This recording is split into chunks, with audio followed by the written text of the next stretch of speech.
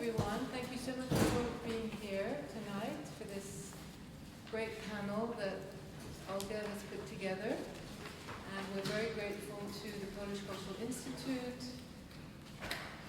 for supporting this program. I don't know where oh, here he is. There is, thank you. And also to the Trust for Mutual Understanding that is supporting Žarko's residency. So I'm going to give a very brief introduction. Kuba Szreder, am I pronouncing your name correctly, I hope? Yeah. Good, thank you. So as a lecturer at the Department of Art Theory at the Academy of Fine Arts in Warsaw, he combines practice-based research with curating interdisciplinary projects and political engagements while working with many art institutions and collectives in Europe. So tonight you will be talking about your most recent publication, the ABC of the Projectariat, Living and Working in a Precarious Art World, which addresses the artistic labor in the field of contemporary art and the condition of the Projectariat. Žarko Aleksić is currently an artist in residence at Residency Unlimited. Žarko is from Serbia, but lives between Belgrade and Vienna, and he's the winner of the 2020 Dimitrij Basicevich Mangalos Award, and he should have been here 3 years ago. And why he didn't come, you all know why, but finally he was able to come, and so we're really happy to have him, and you are here still until the end of February. So as an artist, you are multidisciplinary, and your practice relates to your interest in experience as a synthesis of the modern techniques of collage and montage. So through your post-disciplinary artistic practice, you examine consciousness, mental processes, and AI in relation to the socio-political issues of cognitive capitalism, which is why we thought it would be an interesting conversation that you could have with Kuba. And once again, your residency is made possible with support from the Trust for Mutual Understanding that supports the YBA program. Finally, OIga Kopenkina is a Belarus-born independent curator based in New York. And you're also an art critic, and you've held multiple positions in the art world, including in Belarus at the Sixth Line Gallery. And you have curated, once again, multiple exhibitions, Pratt Manhattan Gallery, the Austrian Cultural Forum, Union Docs, EFA, Project Space, Moscow Vinyl, among many others. You also write extensively on contemporary art issues relating to Eastern European art in a broader context of political histories, and you have contributed to multiple publications, such as Art Journal, Art Forum, Hyperallergic, Brooklyn Rail, among others. So thank you so much, and it was Olga who contacted me a couple of weeks ago to say that Kuba was in town and would we be willing to host a talk, and I said, of course, this is so fantastic to have that possibility. And Žarko being here as well, we thought that it would be great that you just share your thoughts. So now I will let you talk.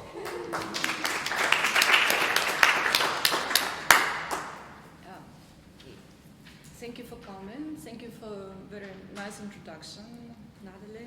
Yes, I invited, I guess my job, I'm going to introduce the framework for this discussion and ask a couple of questions, and then we will open it to you. So I've invited Kuba Szreder to discuss his new book, which is here, the ABC of the... Yeah, ABC of the Projectariat, living and working in the precarious art world. So the book was published last year by Manchester University Press. So it's actually available, you can get it from the website. So I really recommend it. It's a fantastic reading. It's also a very useful critical reader that spans decades of theoretical research in the field of capitalist production and arguments around artistic labor and issues like precarity and so on. So it's structured in alphabetical order of terms and pivotal words on which the critique is hinged. We all know that art production became an integral part of our globalized economy, and artists' positions in this economy is very peculiar. We talked a lot about this here in New York, and Liz and her group Wage and her project Wage is actually was, one of the strongest, that was activated this discussion around artists' pay and issues related to that. But Kuba's book gives this kind of solid framework for the discussion around artists' productivity and position of artists in the economy, which is very peculiar and most of the time disadvantaged, right, compared to how much capital is actually created from, art production. So artists, we know very well that artists depend not on the sales of the works, since the market can accommodate only a small percentage of artists, right? So I think in the US, I saw the numbers that it's only 17% of the artists live from sales of their works. In Europe, it's even less. So, but the well-being depends on the intermittent opportunities, which take the form of jobs, projects, commissions, and assignments, which require frequent travels with all this visa grants, residencies, applications, relocations, learning English, networking, and being underpaid. But of course, we can say that this is a life full of privileges, right? So you're underpaid, but at least you get a free travel, so you expenses are covered sometimes. But compared to other precarious workers, like labor migrants and refugees. But it can also be excruciatingly difficult and dependent, even cruel. The spectacle we call contemporary art, produced within globalized economy, creates a demand for an artist being multilingual, cosmopolitan, opportunistic migrant, even if it contradicts the nature of your own work, while at the same time continuing being precarious. So my question will be how we understand this precariousness today and how we can resist its unfreedom, which is imposed on us and other workers by the state of economy, globalizing economy, while keeping in mind the privileges and hurdles of artistic work. So, and just taking off from this, I would like to ask Kuba first. So who are this Projectariat, this term that you are using to describe artistic labor, and how does the term help us understand the conditions of artistic life? Well, so maybe a couple of words. First of all, maybe thank you so much for having us here. And thanks, Olga, for getting us together. I mean, this is really amazing. Like a few weeks ago, I think it tells quite a lot about these networks in which we operate. We just told, okay, Olga, I'm coming over, and she was so generous to say, okay, so maybe let's try to do something. And then just when we came, we also met Žarko, who we contacted through Natalie. And then Bartek from Polish Institute helped tremendously to kind of, let's say, smoothen it all with a bit of support from the Polish Cultural Institute. And I tell it because I think it is kind of significant to how such a lot of people like art workers, people who move around, operate. And maybe this is one of the kind of already an insight into who Projectarians are. But maybe first a definition. So Projectarians would be like people who do projects in order to make a living, which kind of reads on the Marxist idea of who proletarians are. So basically the idea is that proletarian is a person who has to work because otherwise he will be hungry or she will be hungry. So they basically are forced to work. because they do not have anything but the capacity to enter into labor productions. This is a classical idea of Marx, which was later on a bit slightly twisted in a more sociological manner by Guy Standing, a British sociologist who basically coined the term precariat, that signified people who are precarious. And here precarity comes into the fore in the term of precariat. What precarity means, it's basically a quite old Latin word. Precariousness comes from I think was first used in like 15th, 16th century to talk about people who depend on the goodwill of others to survive, who have to preach and beg for basically sustenance or later on in terms of standing for work. So this is a kind of like, he talks in terms of like using the word precariat, he talks about the kind of like very large cohort of people who do not have any stable working conditions, but have to constantly move between short-term jobs, short-term assignments, but like 0 hours jobs. They do not have contracts, they are not unionized.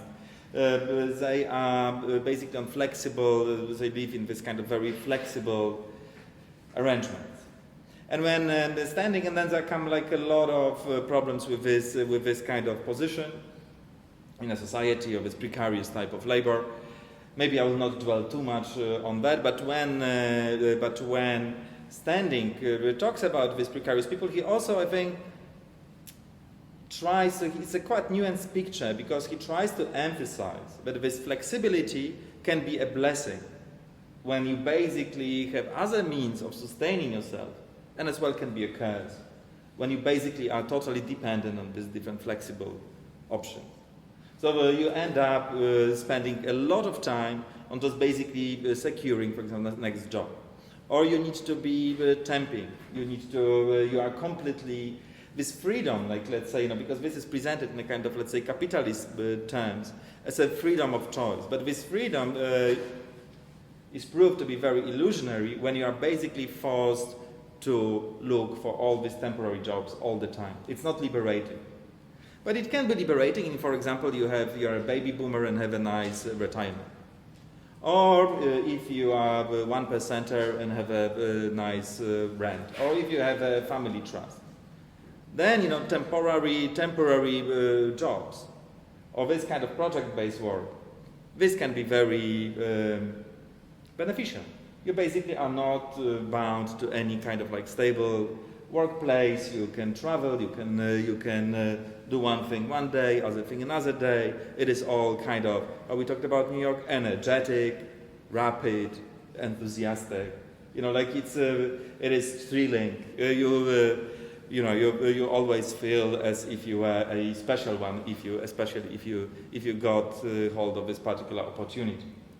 And I think that's where also projectarians come into the fore, and this kind of like the let's say ambivalence of this condition that I tried to map in this book using 67 short entries. So the book spans, let's say, from very detailed, like there are entries on applications, there are entries on deadlines, through a bit ironic, like herding cats. It's basically about trying to organize people who are very individualistic, to systemic, such as winners take it all, or wages for artwork. Like this is like, something where I heavily quote also wage. And also to theoretical, like the entries on apparatuses, entries on capital, but maybe I will not get into detail of this book, because today here I think we are more sad on basically a discussion, so it's not going to be definitely my lecture. But this was a long story, and the short story was that when I tried to first publish a Polish version of this book, which was based on the English text that I wrote during my PhD, I looked for a good term to translate a very clumsy theoretical term that I used in my PhD, which was project makers. Project makers, whatever, And then like a friend told me, but Kuba, why don't you talk about Projectariat, about Projectariat? And that's how the term originated, by translating the English term into the Polish one, and then back to the English text and the English discourse. So, Žarko, how do you relate to this terminology, the Projectariat? Okay, it's a very difficult question, and I have to say that since recently I was very much related to that kind of mode of operation or mode of doing art in the domain of, okay, one project and it is never one project. So you actually have to distribute your time and your efforts and your energy to do stuff parallelly maintaining your life as well, you know, like trying to apply for the grants, trying to apply for projects and stuff like that. And unfortunately, art world is structured in that manner that it is always a relation of power. So it is not only that you have to, you know, like, because of course we cannot do multitasking, but we have to do one task and then the other task and then the other task, but parallelly. So it is not actually efficient to use this very neoliberal term. But what I want to say is that adaptation, first of all, and then from that it goes into, you know, like, you cannot be dedicated, you have to put more time and energy in something, and in the end we have to adapt to the those applications and open calls that are very often, you know, coming from the institution of power and somehow shaping what the artist outcome in the end will be. And that's why I wanted, you know, like, to give some examples of my own practice which are somehow related to that kind of cool and non-cool topics. And unfortunately, artists have to you know, like, see how what is, you know, like, what are the cool and trendy topics, so to adjust somehow their works and projects into that. You actually talked a little bit about that opportunism, not in the moralistic manner, but just, you know, like, in a more structural manner. And I was triggered very much when you talked yesterday in James Gallery, how we have to actually, as an artist, and I can say we, although maybe some people will disagree, that we have to, you know, like, to somehow constantly run after the cool topics that we can find here and there. And unfortunately, I don't believe that's so sustainable, and actually, if we really want artists to bring something new to the world and maybe some emancipation and emancipatory power, maybe we should try running against the stream of what is cool, trendy, and to deviate a little bit from this way how YouTube algorithms works. And in that manner, I want to give examples of my work, of course, because that would be the easiest way. So when I was invited, and I'm very actually happy to be in New York for the first time, we will talk about mobility after, I guess. So I was very happy, but I had this very ambiguous relation to the states and to the United States politics and policies.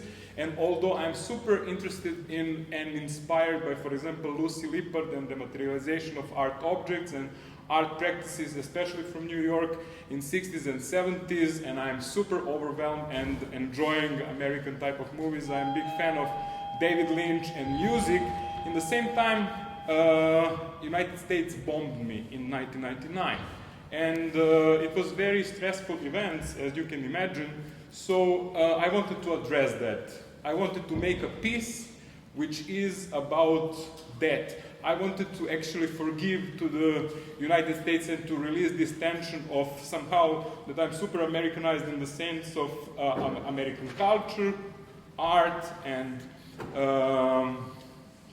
music in one side, but on the other, on one hand, and on the other, this kind of very emotional affect, very emotional state where I think that they bombed me. And in the end, they didn't bomb Milosevic because NATO actually could kill Milosevic with one bullet. They bombed me. I take it very personally. And in that manner, I produced 5 pieces, and this piece, which is called I Come in Peace, and I prepared 5 gifts for 5 various institutions which I would like to offer as a in a manner of forgiveness.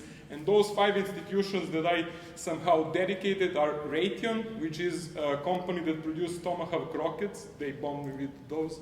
So then White House, Pentagon, MoMA is a somehow symbolical cultural representation. It's got somehow it is involved in this cultural and symbolical exchange. It is super important for me as I develop as an artist. And yeah, you can see those urine bottles, which is somehow relating to this word play of I come in peace. So that's one part which I believe that it could be very shortly and easily connected to this idea of projects and how we work in which wars are cool to be addressed, which wars are not cool to be addressed. And the second piece here, somehow it's even more related to this economical aspect of the art world. And just to give you a story shortly, it started when I got information from Residency Unlimited from Mariam, which I have to thank greatly because she helped me a lot, although all the people involved in from the Residency Unlimited to not just to realize, but try to realize the first piece as well. I got information that for my presentations, we should bring, for the studio visits and for exchange, we should bring our laptops, computers. And since I'm poor, I don't have a laptop with me. She, in the same moment, gave me the scholarship as well. So when we meet previously in my studio. So I'm thinking, okay, I have this money. I want to be a cool artist in New York. What should I do? So I went to the first store when they are selling MacBook computers, and in order to be a cool artist these days, you have to meet a certain criteria. One of those criteria is to have a MacBook. So I went to the store and bought a MacBook for almost entire my scholarship. So I don't have any money to sustain my life. I have only $200 because you cannot just buy MacBook computers. You have to buy additional adapter for USB, you have to buy guarantee, you have to buy warranty, you have to everything. So like after that moment, which happened on 9th of February, I'm like, I have 200 euros to live through my entire residency here. What should I do? How should I feed myself? So I realized nearby at my flat where I stay in Brooklyn, I have $1 pizza place. So I decided that I will eat only $1 pizza till the end of my residency. And I would like to offer this idea that art is harmful, and I like art which has somehow consequences. So what I did is I was collecting those paper plates. For me, paper plates are very American. Maybe I'm biased, maybe it's a prejudice, but for example, I'm constantly complaining, although I'm super overwhelmed and I feel greatly in New York, I'm constantly complaining how those people are drinking coffee from the paper cups. For me, as somebody coming from Europe, is just unbearable, but I accepted it. So I'm collecting, and I will try to make it short. I'm collecting those plates, and I'm realizing, okay, what should I do? Because I'm interested in diaries. Should I just sign the date and finish with that? Or should I do something? And then I thought, okay, economy. I will do a statistical representation or pie charts. And this black piece is actually money, or the percentage of money that is needed for infrastructure, or should I say MacBook computer. And the other part is what you need for everything else. Food, water, going to museums, 10, 20, 25 euros. So it shows this graph what infrastructures means for art. And in the end, I wanted, like to have something which is depicting something, like familiar to us. And in the end, we finished with these Pac-Man figures which are eating something. And yes, I will maybe finish here with the whole thing. So basically, it shows how which type and how much infrastructure we need for artists to become cool and to sustain the background that is not visible very often. And when I say infrastructure, this is the whole background that is somehow not visible very often. Inspiration, theory, work, and stuff like that, which is somehow not visible. And for the people are asking you, okay, but since you get the second amount of scholarship, what you will do with the money?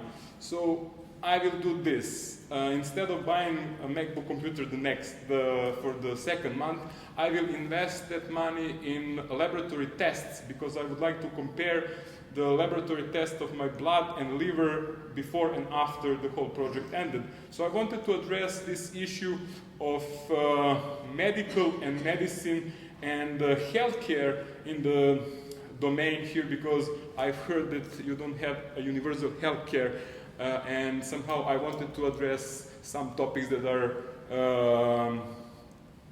somehow important for here. And here I maybe finish with this presentation of two works that are somehow done in this way of production, what you sketched as Projectariat. Yeah, great. So very interesting, because we have a theoretical part, and we have also kind of case studies of precariousness here. So which is this projects and the situation that you just described. So because that was my next question. I really wanted to see if it's possible to generalize and summarize what actually constitutes the precarity and poverty of the artistic life. Because we all come from the different backgrounds and from different level of security. Right? So as I understand, precarity means the lack of security, first of all. So, but what really creates the poverty? And here, on one side, on one hand, we have economic poverty. On another hand, we also have a physical precarity. Like you said that you were bombed, and now we have like a lot of artists immigrating from, Ukraine. So it's also physical, danger. So they're living and they're fleeing from the country to go to the safer places in Europe and elsewhere. And Belarus as well, my native country, where people were flying from dictatorship, right, from just literally being, arrested and prosecuted. So I'm wondering how we can kind of weave into this framework of precarity, that physical and also artistic, economic precarity, where in UKs they definitely meet, right? So that they have this kind of meeting point, which is exemplified here. So, Kuba, do you have any reflections on that? Maybe a couple of thoughts. First of all, like this book is also based on a kind of practical examples, on a kind of lived practice of basically curating all this, or like curating or doing, making, whatever, like one project after another and multiple in the same time. I think most of the people who are here was there, saw it, or still is in the same kind of spot. So this is, of course, this is more like, this is a book, so basically the book is full of words, and then this words discuss this condition from some kind of like distance, and yet I wanted to emphasize that this is rooted in practical experiences also of organizing in this kind of condition, because the book does not stop at just denunciation, but also tries to think about modes of resistance. And then maybe talking about resistance, like when I think about these precarious conditions, and generally speaking also when I just work with artists or do different projects and so on, I think that it's rarely about the content of a given project as much as they may be critical, but rather how we kind of move in between them. There may be like pieces like this one that kind of try to denounce it, or like sort of regularly reveal the condition of its own production. And yet it is still, possibly you will still apply for the next residency, or you will still go somewhere else. You are possibly now even using your newly acquired laptop, writing a lot of emails, just trying to secure next opportunities, or just thinking about this new grand life of salariat and like being an appointed professor somewhere, which is of course always slightly better. And then it's about such kind of like a particular organizational grammar in which we are embedded, which means that this is This is not really about the sentences that we utter, or projects that we make, or themes that we address, but the ways how we do it. And But my question was not the resistance and self-organization, something that we will be talking about a little bit later, but what makes us so precarious? But this is exactly. I mean, this is precisely this. I mean, what makes us so precarious is a fact that in order to make a living, you have to chase the flow of opportunities, Right. and that you are dependent on the will of others, or the whim of others, the good grace of others, to get them. So this is basically a kind of ground zero, right? Unless, because this is where it also comes, where this kind of precarious privilege comes to the fore, unless you can afford to do it. Because this is a kind of like this is all often an elephant in the room. You can basically do it because you have some kind of means of securing your livelihood. And that's where also like different differentiations, or hierarchies, are instigated in this kind of like overarching kind of precarious framework. So for some people, this precarity is much less biting because they have various, and this is, some people, it might depend on so many different factors. It may be, for example, whether what kind of passport you have. You mentioned people coming, and also on the political situation. You mentioned people coming from Ukraine. Their situation also changed tremendously after 22nd of February. On the one hand, the country was bombed and invaded by Russia in a horrendous manner. But still, they started to be much more welcome in the Western Europe or in America. I mean, there were like a lot of schemes kind of instigated, but from basically day one to day two, helped them to move. So like millions of people could move, but then there were also, like for example, in Poland, they received, and I think very rightly so, but just to tell you how these different regimes operate, they were given basically state protection, like more or less most of citizen rights, such as access to childcare, access to healthcare, access to labor market, and so on and so forth. The things that they did not have access to before February. Because it's a political decision. Which groups of people are welcome and which groups of people are kept at bay. Which is very well shown by the difference in response, in Poland at least, but also in Europe, to the different groups of migrants. Like, I mean, on the one hand, you have Ukrainian people who I think very rightly, and I will emphasize it again, were received with care and hospitality, but then the political scene in the entire country, like Poland, can be shaken because there is 15,000 people from Syria at the border, so that the images are peddled of this. Or like Brexit in the UK was basically done because they did not want to allow this migrants to enter and settle into Europe. So this also shows us how precarity is a political concept and politically empowered concept, how this is induced, right?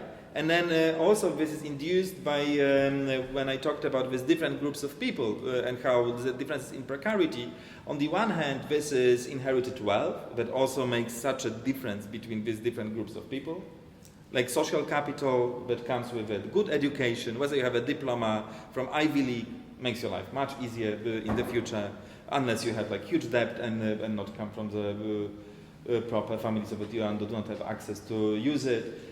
But then on the other hand also citizenship. So for example, if you come from the Nordic country, you may count on a lot of on the infrastructure that would be inconceivable in the States. I mean, basically, for example, you have free childcare, which makes such a huge difference, especially for in terms of gender relations. You may have free education, so you do not end up your artistic education being like $150,000 in debt, for example, right? Huge difference. Or you may have social housing. So you may live in place, I'm not saying that this is the case now, it's not an ideal, rosy Scandinavian paradise. But still, if you have social housing, and you may get, in place like Berlin, for example, you may get a place to live for a few €100, which makes also such a difference when it comes to whether or not you have to chase this flow of opportunities. Because if you have this background of like basically, or like if you live in your own apartment, it's a huge burden. It's basically taken off your shoulders, right? You are much more free in terms of time, how you use it, what you can do. And it's also an intergenerational difference, of course, like for example in a country like that, or basically in a lot of countries of Western Europe between baby boomers and the generations that came after. So people who still started their life when they could buy into property ladder relatively cheaply, and the ones who enter into an entirely skewed and completely inaccessible housing market. And then they try maybe just finishing this because it's a complicated question, so that's how like this kind of a bit lecture part. But then try to think about it also in this way, you know, because there is like paradox in it. People congregate in the New York, they flock to New York. But then, you know, like such a lot of them cannot afford actually living here. But in order to get access to opportunities, being present in these metropolitan centers is one of the central tenets of being able to make it. If you do stuff here, for example, you're on hyperallergic, you're on efflux, you're on like such a lot of media, but basically have a global outreach. If you are living in semi-peripheries, you can do whatever, and you know it won't be even mentioned, unless you are recognized in one of the metropolitan centers.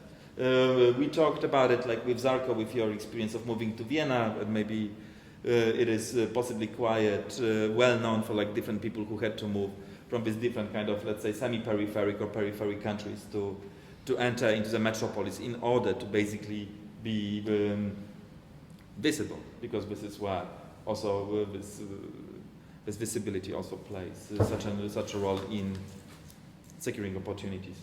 Right.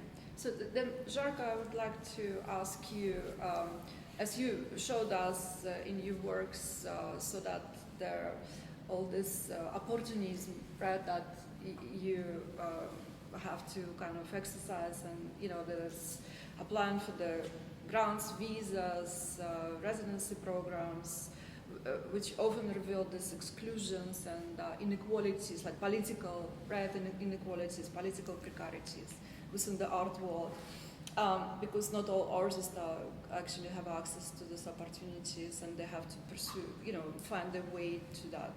So, and usually those artists who have access, it's those whose national economies contribute to the global process, right? So I'm not sure in case of Serbia, but in case of my country, Belarus, so I don't see any Belarusian artists like around, because it's simply because the country doesn't really contribute, doesn't do anything to promote them, and to also it's not important country that you know has a very little contribution to the global economy in general. So and other exclusions is based on age, professional recognition, you know, and other kind of gradations that we all know very well. But at the same time, art system often benefits from the circulation of images of the poor, disenfranchised, oppressed, peripheral, right? So I wonder how you as an artist can respond to that. So how can you take this contradiction? It's a very actually complex question, but I think that somehow in those not only economical but also in the cultural production manner centers, or call it whatever, some discourse are produced, and people from peripheries or semi-periphery, as Kuba said, and I'm coming from Serbia, which is I would say even periphery of Europe, and not to mention the whole thing, because very often in my talks and understanding, people say, yes, you're coming from Europe, it's a privileged position. Yes, but it really depends how you actually structure the world. Because, for example, I would like to connect to that kind of mobility.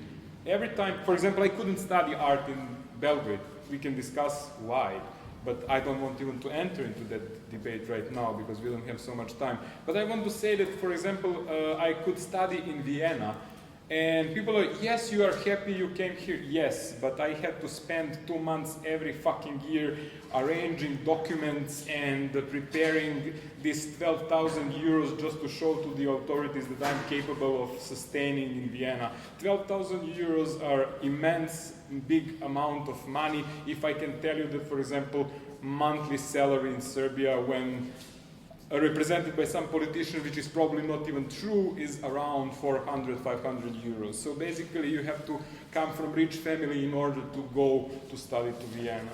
So it's very difficult even to make that steps. And for example, while I was in Serbia, I was studying philosophy and I was interested in the domain of lords, philosophy of mind, beautiful. But I was on the bill on my parents. My parents supported me. I'm coming from the working class family. They believe that education is important and all their money, they never traveled to the seaside just, like to enjoy life. They invested in my education. But when I moved to Vienna, I immediately shifted from that question of lords into the issues of, how I live the life. And immediately I understood myself, I was starting to be interested in, class struggle and who am I and how to define myself and how to sustain myself through that practice. And I would really like to emphasize something because I think that it is important.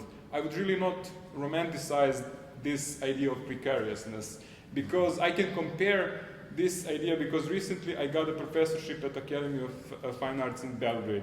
It is much, much easier to pass through life when you have sustained or regular salary. So when you're working and dealing with life in this precariousness mode, there is no any type of stability that offers you comfort or soothing your soul just to think about what you really want to do. So it is always that you're on the verge of I'm failing miserably and I'm going back, or you cannot even finish the project because you don't know. And if I put in this equation the issue with visa, with the passport thing, no matter how I'm from Europe, and even my friends from Vienna, they're like, yes, but you're from Europe. Yes, but there is a political Europe and there is a geographical Europe, which is very often not understood by my friends in EU or European Union. So I'm coming from that part of the world where it is not involved in the whole process of political decision. For example, in Europe, not only Serbia,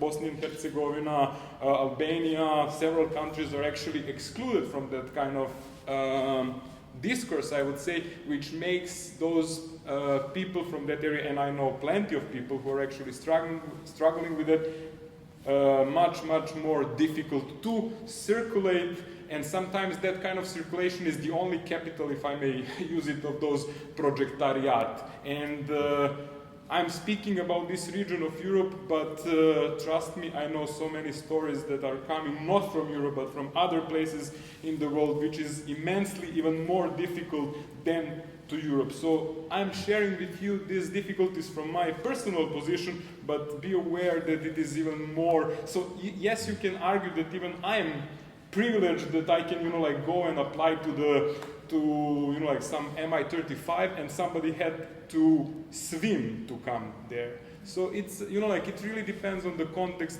and whom do you ask to address those issues.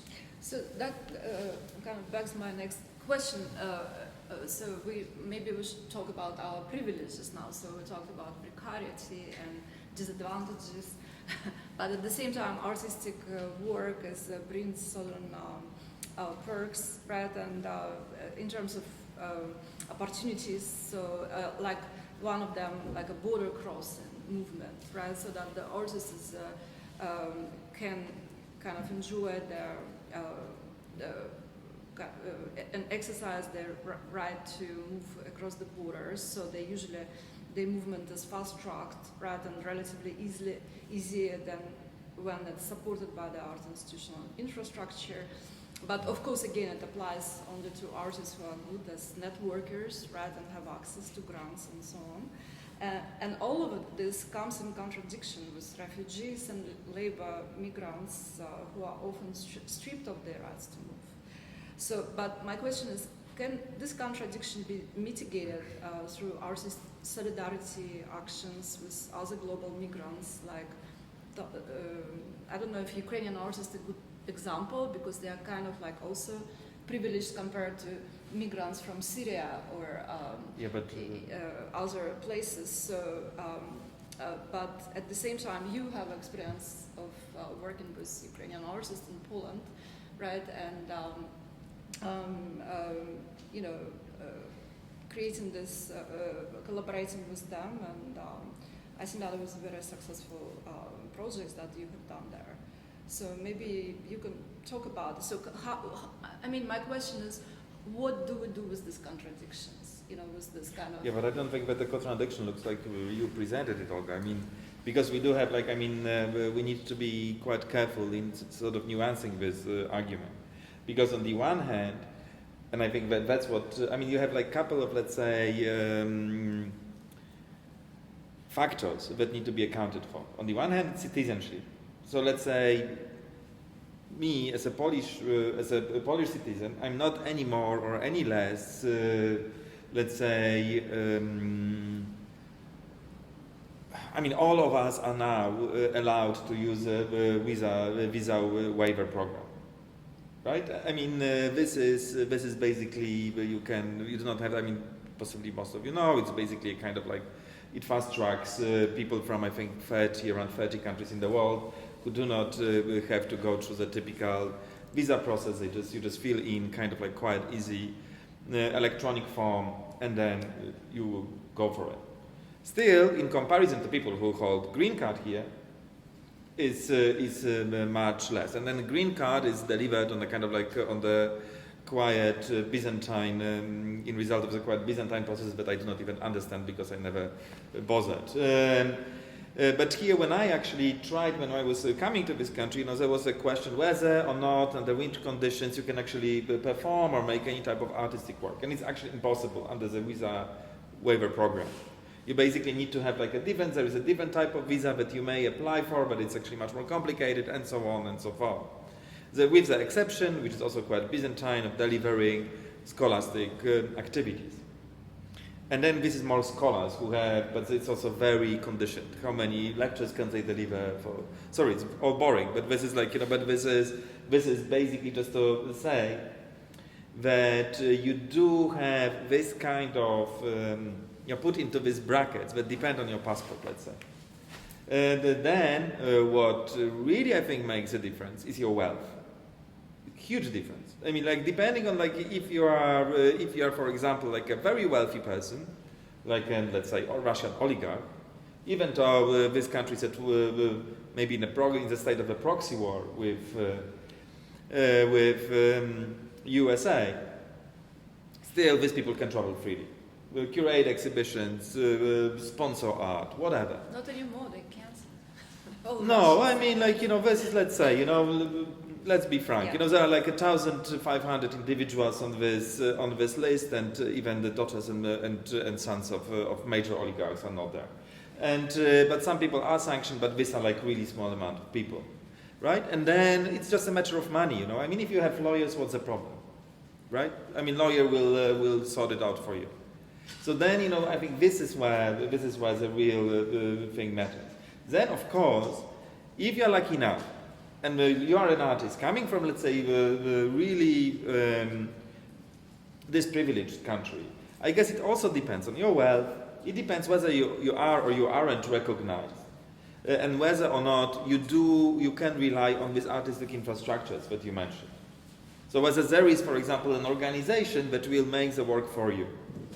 When you made this piece here, I thought that you're kind of like really optimistic, because I think that this thing that you spent for your own living expenses is much smaller fraction of actually the cost of infrastructure. So the infrastructure, if you would account for the job that places such as Residency Unlimited actually need to conduct in order to make your coming here, this kind of like amount of money that you receive and can eat pizza with would be much, much smaller, right? I mean, this is like really a peak of the iceberg, because you require such a lot of tremendous work and almost hospitality to make this tick somehow. Especially when we have this, when the artists who really need to help to make this, to simply come here, because if you come from the Western countries, and here possibly is where situation to which you kind of like pointed, is that some countries do this job, some others don't. And here, I would suggest, do the job of basically supporting their own artists as part of the cultural diplomacy, such as, for example, Polish Institute paid a bit for this meeting here. So these are like specialized organizations that are located in different countries in the world who does the job of promoting national culture. And this is quite a popular system right now, like a lot of countries try to do it. If you come from one of countries like that, then you can count on a bit of support, but of course it's also politically structured, so not everybody can access it. Also, it's structured on the basis of hierarchies of prestige, so not everybody is recognized well enough to get it. But then I wouldn't say that this depends on the country's contribution to the global economy, because I think there are countries that contribute hugely to the global economy, such as, for example, Congo, and yet all these resources are being taken away and support, for example, mobility of the countries from Belgium, right? And this is how it happens. So you have this kind of like, so this depends not necessarily on the contribution, but on the position of these global systems of colonization and extraction. So if you come from the country that is basically on the receiving end of the global economy, receiving in a sense that you basically are exploited, then possibly other resources shift either to the top of the social hierarchies, these are very unequal societies, but also they move outside of the given country and support metropolitan art economies that may or may not support like one or two artists from a given country, for example, by the means of art market, or maybe some sort of like, or maybe a few dozen by the means of very specifically targeted residencies or various forms of support. But they're very precarious in a sense, but they always depend on the will of others, on the whim. You have to apply for it. You have to really be very competitive in order to get this recognition. Right. When I said the contribution to the global economy, of course, it's not. It should be corrected to say that on the level of contenders, right? So that the kind of more or less equal competitors. So that this is what I meant. Of course, I totally agree with you example of Congo. That because I think you even referred here like to the Branson Martins and the CADPC because yeah. This is so right. So, but my next question, and maybe the last before we open it up. So I want to talk about one of the probably most important terms in your book, interdependence, which comes from feminist theory and practice, and which you suggest using in opposition to independence. A term deeply ideological, which conceals privileges that many artists in the developed countries have, and interdependence is understood as local or international networks when different initiative groups or local institutions create a system of support of each other, right, going beyond regular bureaucracies and capitalist circulation. So why this term is important for us, because it shifts focus from individuals producing products or artworks, right, to ecosystems of support and survival, and which is often based on members' volunteer and unpaid labor and contributions. I'm just interested, how does it work within a capitalist, system, and maybe also within the communities you live, and maybe Kuba, you can talk a little bit about your work in Poland and how you kind of build these networks of support and interdependency, and maybe Žarko, you also can. I think that we don't have to move far beyond this room even. I guess that. We are here because we basically established the system of the kind of mutual support, right? And this is also where mobility becomes an important factor, not only in a kind of like exploitative manner, but also in establishing this kind of like mutually beneficial connections. Possibly the difference between this kind of networks that would be, let's say, more progressive, and the ones that could be considered as cliques is their openness or relative openness, in a sense that people who are aligned in accordance to kind of like political struggles, such as like, you know, even with Alessandra, we talked today about situation in the post-war Russia and the position of anti-fascists there. Like people who also like move, who have to escape the country, and then if you consider yourself to be an anti-fascist, for me it is a very important factor to also support others who do share similar allegiances. You know, and then you try to establish these networks of connections and kind of mutual recognition and support. This is of course very fragile, also very precarious. But then if we think about mobility in this sense, you know, and how the ideas travel, I think it's so important, especially if we think in terms of global polity. And kind of like if we think in terms of some sort of, because the problems with which we are dealing are definitely of the global scale. You're not talking about even ecological catastrophe, but like so many others as well. And I see in Poland certain ideas that, such as, I don't know, different alt-right concepts, different forms of racism, different how the xenophobia and authoritarianism play such a role in shaping our political cultures. And the amazing thing about it is that like the seemingly nationalist and the isolationist discourses are so well internationally connected. So I see basically the same concepts reverberating and resurfacing in so many different countries. You know, I lived in UK for a while, and then, you know, I saw like the discussions around Brexit. I know a lot of, we have like such a direct contact here with friends and comrades from USA, and we also have this, and through this comes the understanding of how these concepts travel and how, also like certain authoritarian political idioms travel and are basically adapted in the different countries. And then I think also very important is understanding that some kind of semblance of the counter-hegemonic projects may appear, and they will not emerge if there are no connections between people in these different polities and countries. And I think there, you know, maybe I'm kind of a bit optimistic here, but I think that's where, let's say, this mobility and even artistic mobility play some role. It shouldn't definitely be limited only to artists or to intellectuals who are basically always tempted to make a project about something, or like to use this as an opportunity for the personal enrichment. Or I'm saying tempted, not saying that they do it or like that we do it. But there is this temptation that is systemic temptation, that you always have to perform in order to secure your view.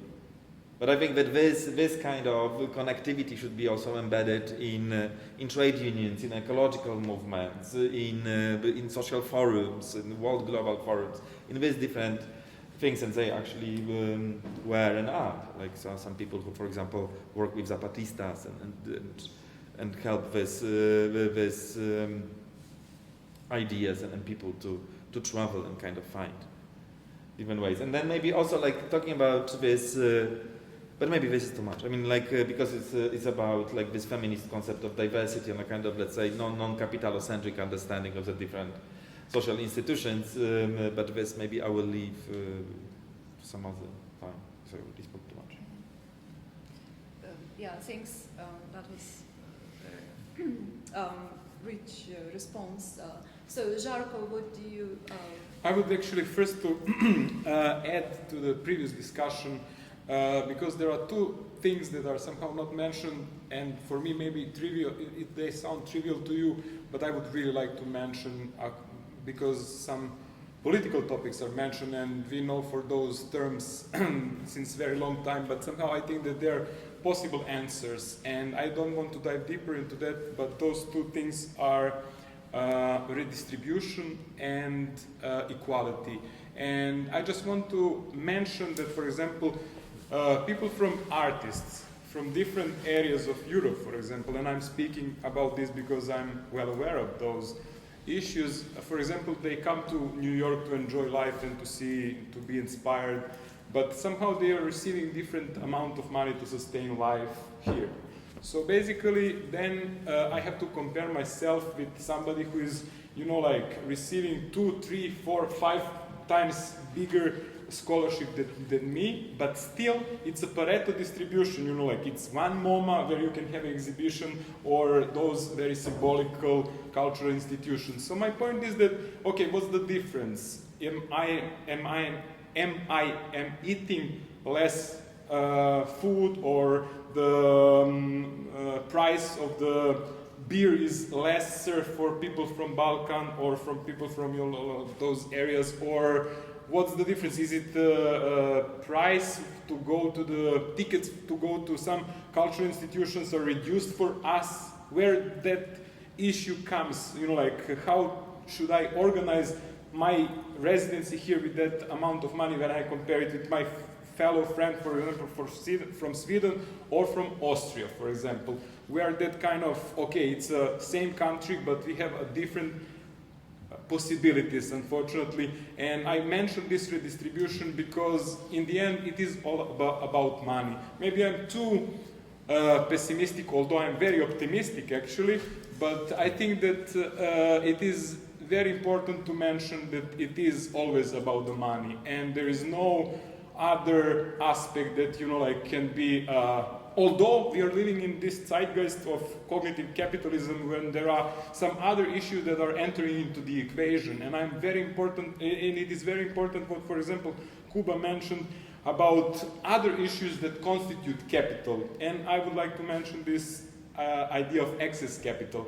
What that means? That means that the privilege to access to some institutions, travel grants, etc., is actually a capital that we are somehow not recognizing as a capital. So it's an even more complex topic, but I believe that artists, due to their developed imagination, are capable of, you know, like coming up with new ideas and new concepts and new ways of living to address those issues. And maybe that my romanticism comes in that point that we should and we can actually rethink and maybe work on this redistribution. But I would like to somehow put the limits on the artistic practices and emphasize a little bit political issues, which is not only for artists and activists. I think that all people should think and go beyond this kind of their own domain and think and work something which is actually political domain,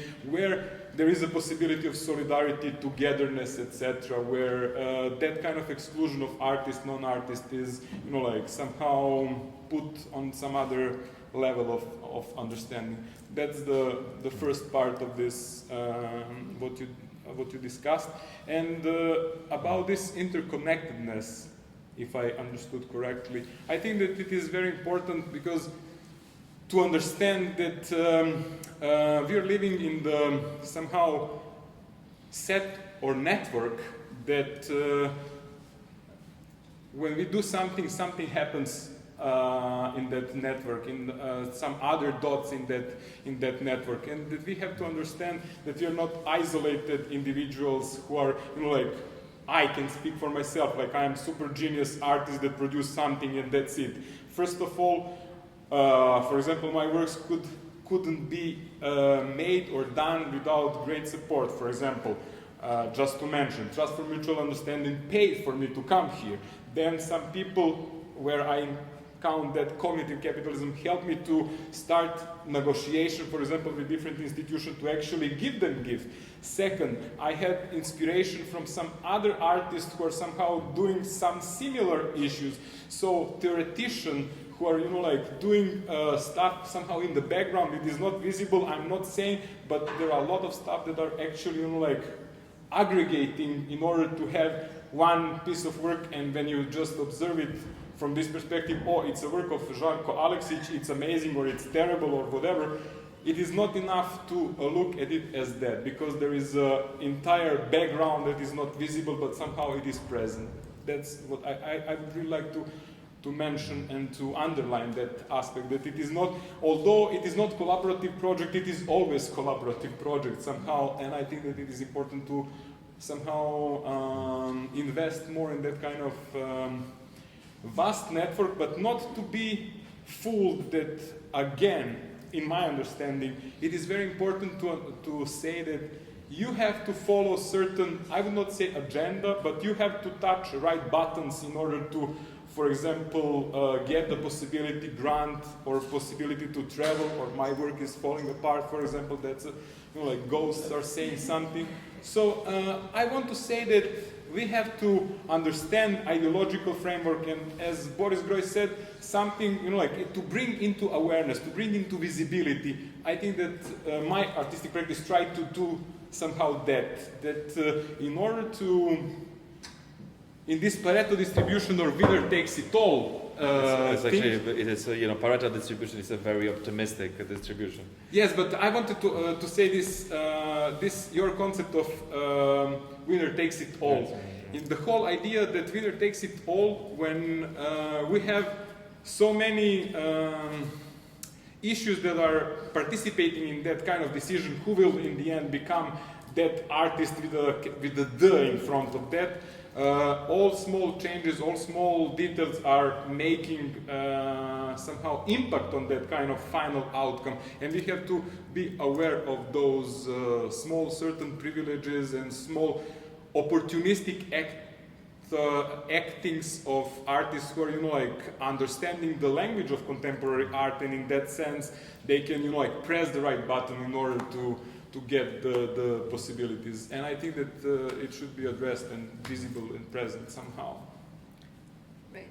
Thanks. Thank you. So, any questions? Let's hear. Yes. I have a lot of questions, but I'll start with the obvious one. What buttons did you press to get here? For example, thank you very much for the question. It is very important. I think, and I always want to start from myself. So, for example, for this Mangelos Art Prize that I got, I addressed some things which is, somehow very important for the Serbian community and society, but, and it is about propaganda and authoritarian leadership of our current President Aleksandar Vučić. So the work had to be framed in a certain domain. So yes, definitely I worked on that, and I know which type of buttons I had to press, because I applied several times prior to that, and I was doing what I really wanted. It is in my portfolio, those works, but somehow it was not so relevant. So yes, it is. That work is called A Regime of Dreams, and I invite you to check online. It is about propagandic kind of actions of national television channels in current Serbia. Yes. I have a question to both of you, actually. I know that it's your first time in New York, and with all your art, like who you are, what you know, what was your reaction to the city and the meetings you had with people, like art institutions, like how you take this city? How was your take on it? You like pizzas, yeah? I have to admit that I'm overwhelmed, first of all. What I really like is diversity of possibility, diversity of people that I encounter, and I want to tell one story, how communities are more inclusive than art institutions. Namely, I was eating my pizza, and I was walking in my neighborhood at Brooklyn, and I saw some people are playing basketball from the area. And I'm still eating my pizza, and I asked, "May I watch your game?" And they said, "Yes." So I finished my pizza, I put my plates over there, still watching the game, and then in one moment, one guy turns to me and asks me, "Do you play this game?" And I said, "I'm coming from Serbia, the land of basketball." So immediately we became not friends, but they included me in their own community without asking too much question, and suddenly I started exchange with them about political issues, about even art, about everything, just on that notion, which is, like, okay, we are playing basketball, we are doing something, some similar interest that we have. So I was overwhelmed. And on the other hand, for example, art institutions, although they are speaking quite often about communal work, community work, I believe that they are not so inclusive in that sense, because it is always, like, okay, decision whom to take to participate in this super cool community art or something like that. So that would be maybe the answer, how I'm actually overwhelmed. And I have to say that when I walk through the Manhattan, every scene looks like a scene from a movie. And for me, it is amazing that I'm very happy that I'm here. So that would be the short answer. I'm very happy that I'm here and that I can actually enjoy a little bit of New York. I mean, it's a city I had a lot of expectation, and they somehow a city fulfilled those expectations. I have to be quite honest and frank. Yeah. But this diversity of New York also comes from this precarity. So it's very important to understand that we have diversity because we have inequalities. We have such a huge inequalities here. So this is what generates diversity. Anyway, I didn't mean to. So maybe Kuba, you have also. I have a very specific experience here because I never visited the city, but I know so many people here, which also tells a bit about traveling. So I feel like we're coming to my hometown that I have not visited for quite a long time and visiting old friends. And the funny thing is that they're all together in one space, because before I saw them all in different places in separation. So that's pretty cool, And then, but general kind of views, it's. I think that possibly maybe the interesting thing, riffing on what but this is a typical kind of maybe we just move now in the kind of mode of we're already in a mode of let's say Central Eastern European complaining, but then it's interesting how territorial stuff is here. You talked a bit about this elitism, but that everybody, I think that it's not about diversity, but it's about territories. I think that people are having that is my kind of very, very kind of brief reading from the outside. Also because with Natalia we are doing this interdisciplinary project that in Europe still have a bit of a niche, especially in UK and so on. You can see it, and here my understanding was that everybody expects it to be kind of very well defined in a particular kind of market niche. Is it art? Is it artifact? Is it research? Is it architecture? Is it about this community or some other kind of community? And this is, this kind of very, which is an interesting thing because you would think about this as a kind of land of novelty and innovation, where it is so deeply conservative in a sense of this entrenched disciplinary boundaries, at least from this perspective. It's also very sad because on the other hand, you just lots of people this is basically part of the textbook of contemporary art. All these things about dematerialization, about all these super interesting things that were happening back then. And also this shift and push towards basically really rethinking what art is, what art isn't, and basically blurring the boundaries between art, not art. But ends up, an artist and so you name it. It's such a lot of things happening here. And then, after 50 years, in this land of progress, you see this very strict kind of and rather things that I would say. But it's actually, it's maybe not your American specialist. In Poland it's the same. People just... Alessandra? I wanted, first of all, to thank you for this very rich conversation and for the way in which you have spoken about all of our, I think a lot of us resonates a lot with what you shared and relate also to the critical apparatus that you bring in forms of critique of all of these with different set of privileges, of course, that all of us inhabit. But it seems to me that we are still, and we are all, of course, implicated in this system at various levels, from those who work in institutions, those who self-exploit themselves to try to make to some of those institutions, including those who produce self-harm in different ways, from food to insomnia or other side effect of being a cultural worker these days. And I think this is really across geographies and across territories, again with the difference of some countries being more public, state-funded, other more prominent, private, like it is here, etc. But it feels to me that we are very much in this discussion still a lot in this paradigm of abundance in a way and scarcity.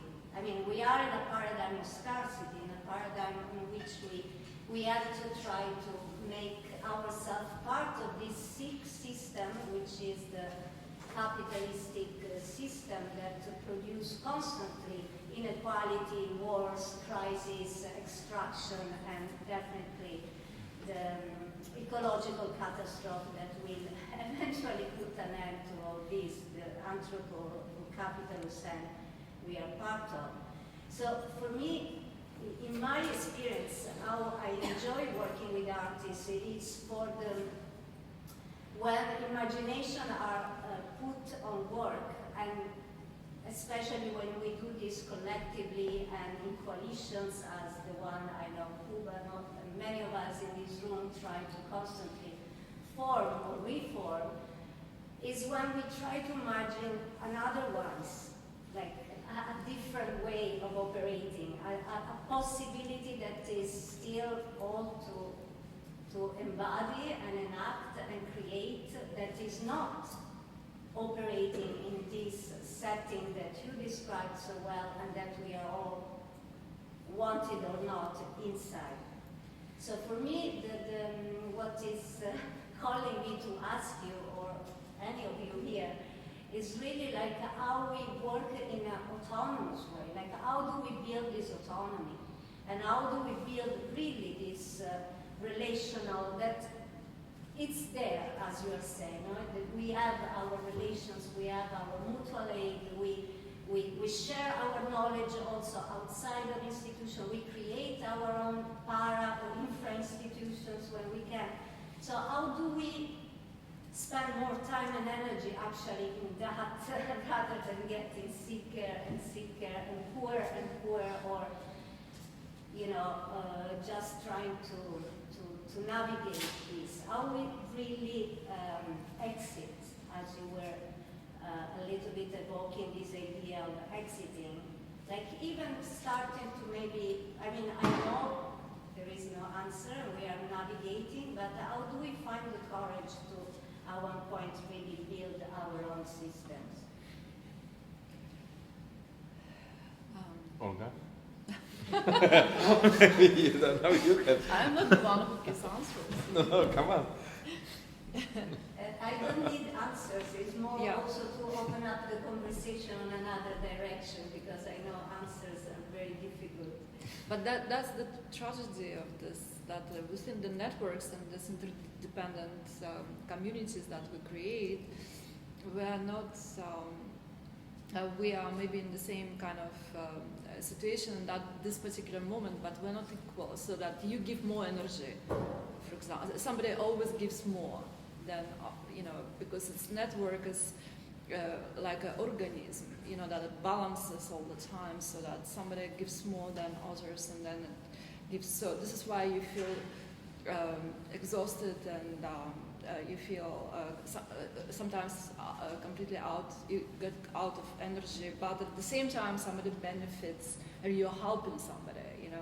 You still give. So it's all give.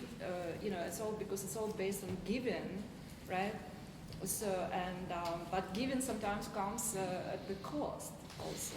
So this is something that we should keep in, And I think that We should Olga is also- really right, because we are in New York, the city where people come and go. So those who are burnt out, tired, old, they will leave. New ones will come for sure. It's not the case in every city. Here is like a constant movement of people and resources and labor.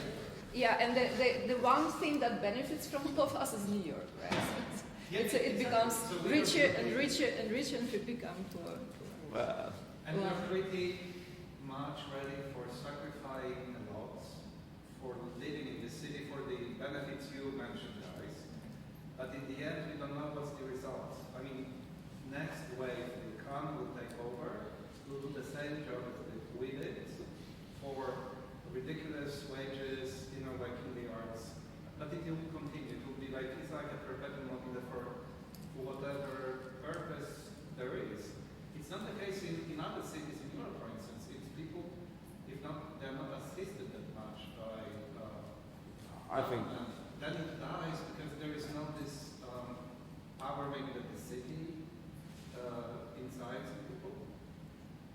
You know, what's the answer? I mean, I'm not sure, you know, like I think that Warsaw is also a quite cruel place. It's just like basically, you know, it's of course it's also on a different scale, but then it's... The scale is different, and you know, which is great here, is like different, how to say, circulation of arts. It's not only MoMA, New Museum, Yeah, of course. it's Brooklyn, in Bushwick, everybody can find its place. In Warsaw or in other cities, in Paris, it's more established, and there's the old speakers are more powerful than here, because you can create residence amenity, for instance. It's an institution, important institution, but not really in politics of contemporary art of the city. And it can be. It's a capitalist city. My question, actually, there is no, I don't have an answer, but my question is what drives that artists are actually, I mean, I think that people are aware of what you just sketched, but what is then the urge, what is the drive, what is the desire from the, let's say, artist side or cultural workers to fulfill or to reproduce the system that is killing all of us, let's say, to use that very metaphorical when we know today that really people are dying and being killed literally. So I'm using this metaphor, okay, what is the urge, what is desire that I want to come to New York and to fulfill the dream of somebody to, you know, like die for that kind of, I don't know, recognition, reputation, status. No, we have to cue Frank Sinatra now. New York, New York. If you can make it there, you can make it anywhere. Yeah. I think there's also artists who have rejected that. People part of this particular award network. But I also then would question that. Yes, there's a constant flow of new blood, so to speak, that kind of keep this monster alive. But I think the thing that gets sort of forgotten is that there are people here for whom this was home. There's nowhere else to go. Of course. And so I think that's actually like in some ways, like, yes, there's this mobility, and I might come from somewhere, and I stay here for a couple of years, and I go back home. I actually don't feel that I'm going anywhere. So I think this is also the other side. Like, how does that also perpetuate the system in the ways in which? And then Because also... there's no other place like that. You know, maybe New York is the only place where creatives can really function. Yeah. I mean, I both agree with that, but I feel like there's something that goes missing in that sort of narrative of there's just the flow of workers. I think there is for sure, but there's also lots of artists and hard workers who don't have a place to go to. Well, So I'm not sure we should probably stop here, right? So it's maybe I'll maybe just respond to Alessandro Oh, to yeah. your thing. You know, it's there is this artist Keith Bunting from UK, and he started to make an exercise that basically started to account for everything that he did every day, that he gets for free, but he would otherwise need to pay for. So, for example, he would say, okay, so this day I'm sleeping in my home, and if I had to, and this is that's in this way I earned £200 because otherwise I would need to pay for a hotel, whatever. And if you would account for this amount of wealth that is basically also, let's say, gifted to each other, Also in our networks, like the simple things, but these things matter. How easy it becomes when you are part of this network. If you compare it to just simply traveling and being a person from nowhere. So, for example, I come here, I see friends, right? I mean, how beneficial this is. I come here, I stay at a friend's place. Otherwise, I would need to pay. I couldn't afford it. Or if I were able to afford it, I would need to spend enormous amounts of time. Possibly I would not be able actually to come here because I would need to work my ass off doing something else.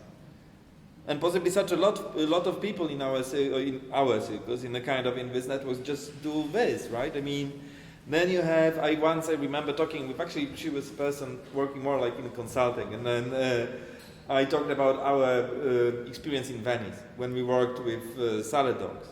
The level of insight into the city, like the fact that you know where to go, where you will not be skewed, you just can stay with friends, like some of these things can be accounted for, some of these things are invaluable. But you understand Venice as a place to live, for example, as in a place which is a multiplex. You see it as a living organism, which I think is a unique experience that you can get in life, and I did get it. Particularly because I met people through the work that is mostly unpaid and very often pretty, let's say it has its costs, right?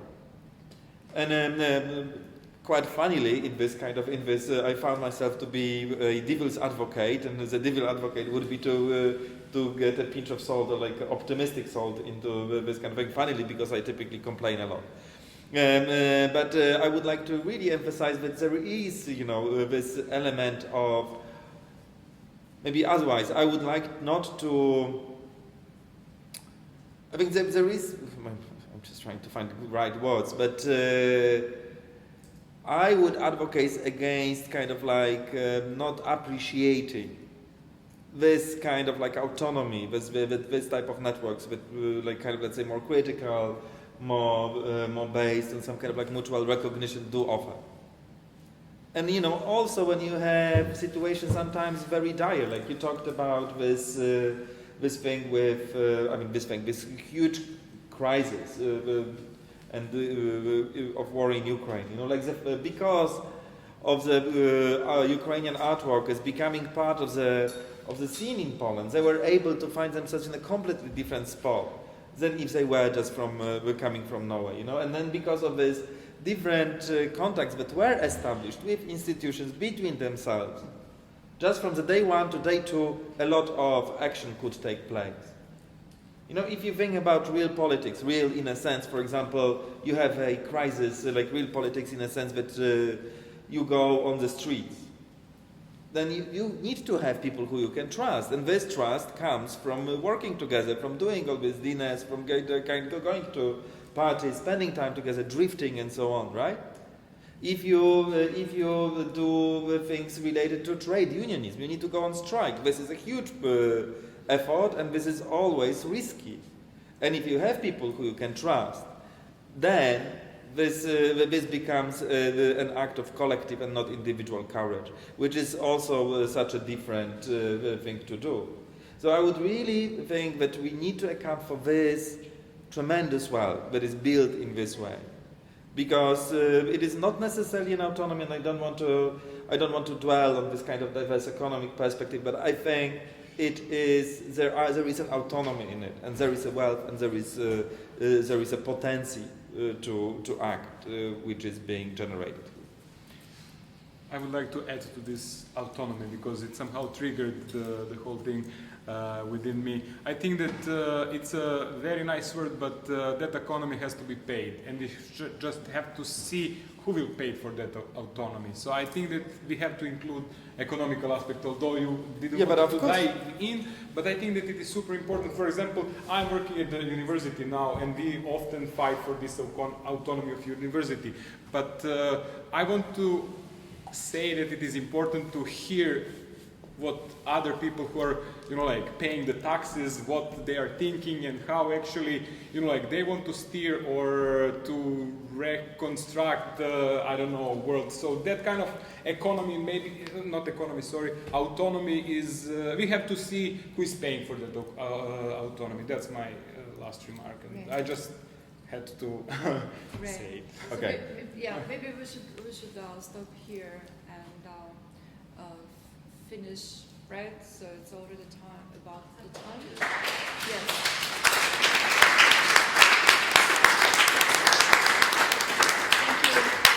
Thank you so much, Residency Unlimited and Polish Institute for Thank you. making it happen. Good. Thanks, Olga. Thank you. Thanks, Jim.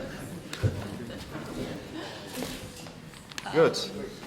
Oh man, now I really would like to give it to this book too, but it's really my last copy. But I'll send you one to Belgrade. But I know that you would like to have it personalized. I can give, easily send it. I mean, like it's a bit crap with the distribution. till when you're here? Just till Sunday. There is no possibility to order it and then to receive it. Because it's really my literally my last copy.